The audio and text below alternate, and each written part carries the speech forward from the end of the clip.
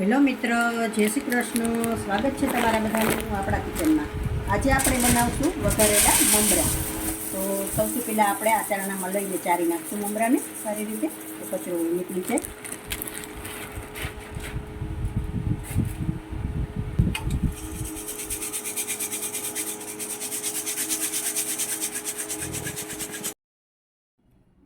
મમરા આપણા સારી રીતે સાફ થઈ ગયા છે.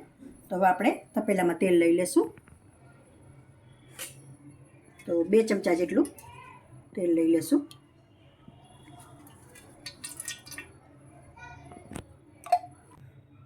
તેલ આપણું સારી રીતે આવી ગયું છે. તો હવે આપણે સિંગદાણા તળી લેશું પહેલાં.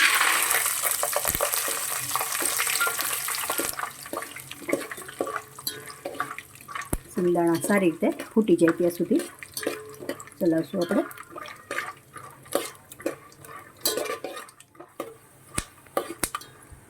સિંગદાણા આપણે બહાર લઈ લેશું.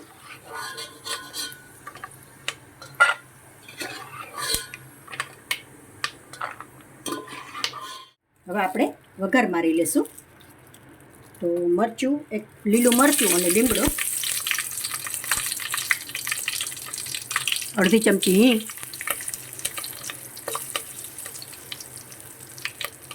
એક ચમચી હળદર તેલમાં જ આપણે એડ કરી દઈશું, એટલે કલર સરસ આવી છે એમાં.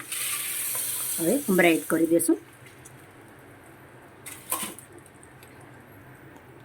અડધી ચમચી નિમક,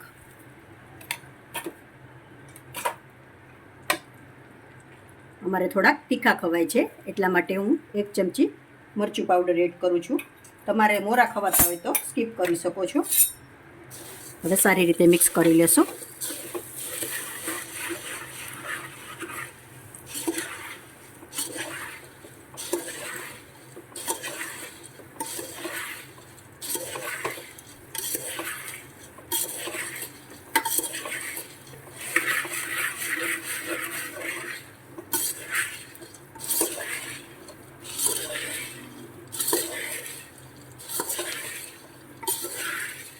મમરા આપણા સારી રીતે મિક્સ થઈ ગયા છે. હવે આપણે સિંગદાણા એડ કરી દઈશું.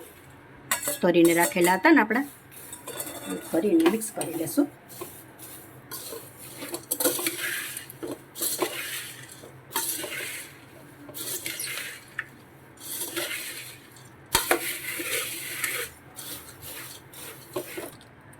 સેવ એડ કરી દઈશું આપણે.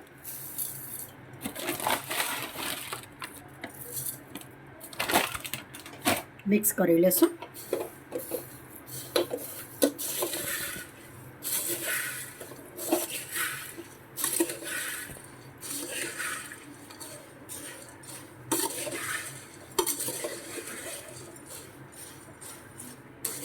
તૈયાર છે આપણે મમરા. હવે નીચે ઉતારી સર્વ કરી લેશું.